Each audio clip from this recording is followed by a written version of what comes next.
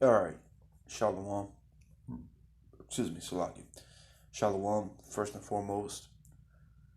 Before we dive into this lesson, I want to say call hello, Yahweh Bashem Yahweh Shai. Double honors be to our apostles and elders, our great millstone who rule and teach well.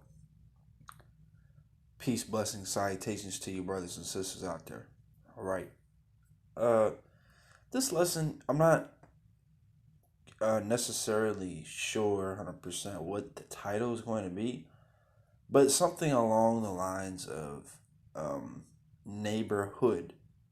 Okay, and either I'm gonna capitalize the hood, or I'm gonna put quotes around it specifically, because it was something I was really meditating on. Every now and then I think about it because I'm like, damn, that it's really spiritual that people call it the hood.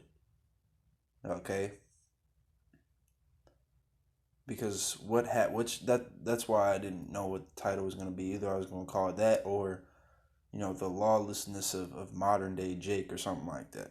Except probably shortened down. It's kind of long, but well, not really, but you know what I mean. Um, because in a hood, you know what's going on? Criminal activity. For the most part, which that can happen anywhere, but we know the hood is associated with narcotics. Selling and doing narcotics. We know the hood is you know associated with unbalanced things. Drunkards. You know what I'm saying? Prostitution, whores. Adultery, murder. You know, all sorts of things like that. Okay. Brawlers, all that. So the reason why, to me, it's spiritual is because they live in the hood. What was dropped from the word neighbor? Because when you're in the hood, you don't have a neighbor. Who is it? Who is your neighbor? Well, as of right now, your neighbor really is just those doing the will of the Heavenly Father. All right, that's your family. Those are your neighbors. Those are your brothers and sisters. Okay, Yahweh Shai said that. Though those, his family is those who do the will. You see, but your neighbor in general is talking about the Israelites. But when you go to, if you ever pass by through the hood, or if you're from the hood, or you know about people from the hood, you hear things like that. There's no neighbor there's no neighbor activity going on. Okay, there's really no Salakia. There's really no brotherly love or charity. There's none of that there. All right, there's no kindness. They literally drop neighbor. You're gonna get mean mugged. You might get robbed. You might get stabbed, shot. You know what I'm saying? You might get jumped. You know, it's just it's without the neighbor, and it shows how low down our people are. First, let me get this John 8:44, because all those things that I described, you know, uh, being a liar, you know what I'm saying, bearing false witness, murdering, robbing. That's all things that Esau does. Okay, and a lot of our people are likened unto Esau because they act just like him. All right, this is John 8:44. It says, "Ye are of your father the devil, and the lusts of your father ye will do. He was a murderer from the beginning, and abode not in the truth, because there is no truth in him. When he speaketh a lie, he speaketh of his own, for he is a liar and the father of it." So Yahweh Shai was calling, I believe, these wicked scribes and Pharisees was who he was speaking to. You see? And yeah, the wicked scribes and Pharisees, the wicked of the circumcision, and he was saying, you're like your father Esau, which they know who Esau is. And I guarantee you that cut them to the heart. They know that Esau is a crooked, unjust man. All right, it tells you in Habakkuk 2 and 4 that his soul is not upright in him. Okay, meaning he's wicked. In Malachi 1, he's known as the wicked. All right, it talks about how, what the Lord hath made crooked, who can make straight? Can a Ethiopian change his skin and a leopard his spots? You see, and it talks about so is a man. A man can't do good that's accustomed to do evil. Esau Edom is the physical incarnate. Like Michael Myers, that's Esau. All right, he's the physical, counterpart of the spiritual demon Satan. He's literally wickedness in human form, in flesh, essentially, man. Because what does he do? 2 Thessalonians 2:4, it says, who opposeth and exalteth himself above all that is called God or that is worshipped. Actually, let me start up. Verse 3. 2 Thessalonians 2:3, it says, let no man deceive you by any means, for that day, talking about salvation, the day of our Lord's return, shall not come except there come a falling away first. That's that Jeremiah 17:4, us discontinuing from our heritage. And that man of sin be revealed, which is Esau Edom, the son of perdition, who opposeth and exalteth himself above all that is called God, or that is worshipped, so that he as God sitteth in the temple of God, showing himself that he is God. So, essentially what's being said here, this man, the way Esau, goes, the path he goes down, he's always opposing Yahweh Shemel Shai. He opposes righteousness. He's all for wickedness. All right, he's all for lawlessness. All right. So a lot of our people, and that's why a lot of our people are heathens right now. Well, Yahweh Shai even said, if a man neglect to hear the church, let him be unto thee as a heathen man and a publican. Because you got to remember, what's the thing? Yeah, okay, cool. You can dance, you can sing, you can, you can shoot some hoops, you can do this, you can do that, you can do all this typical Jake shit. Because Jake is set apart and above everybody else, right? Jake shines, right? But what separates us from these heathen nations? What makes Israel different from these other nations? Well, the fact that Yahweh Shemel Shai chose us. Yahweh chose the nation of Israel and gave them the laws. Okay? He didn't give any other nation the laws. He gave Israel the laws, and he chose them, and even gave them his only begotten son to die for them for their sins, which according to 1 John 3:4, sin is transgression of the law. Okay? So when Jake decides to cast the ways of Yahweh Shemel Shai, on the side of the road, he's now what? He's a heathen.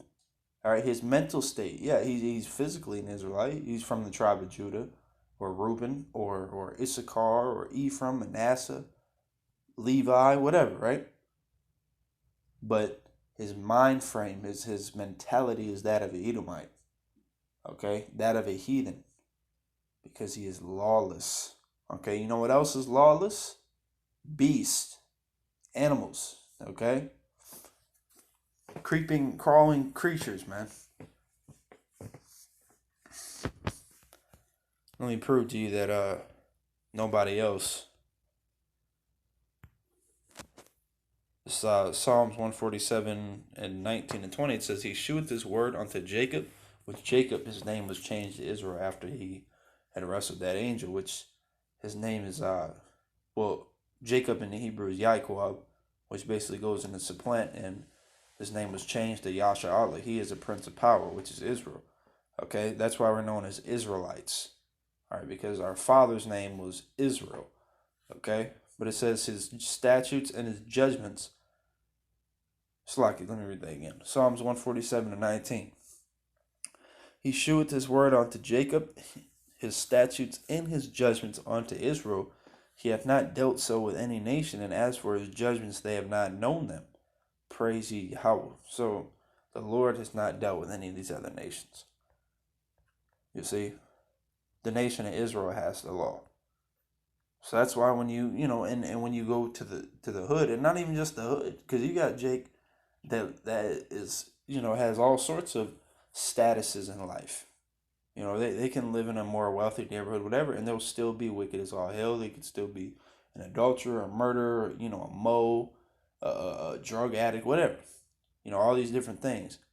But especially with that, that's just low down, grimy Jakes with an Edomite mentality. Once again, the hood. They dropped the word neighbor because there's no neighbor, conductivity there. It's just straight enemy, hostility. All right, lawlessness, beast-like nature. This is Baruch 4:1-2. It says, "This is the book of the commandments of God, and the law that endure forever. All they that keep it shall come to life, but such as leave it shall die." Right. So you leave the laws, which we know we can't keep the laws 100%, and we know the laws aren't going to save us, but, and our faith in Yahweh Shai is, our faith in Yahweh Shai is going to save us. But we know faith without works is dead. All right, we also know that, just because we're under grace, the law is still intact and always will be, and we are to rehearse the righteous acts, like it says in Judges. I believe, what is it? Is it 5 and 10? If I'm not mistaken, but yeah, man. So,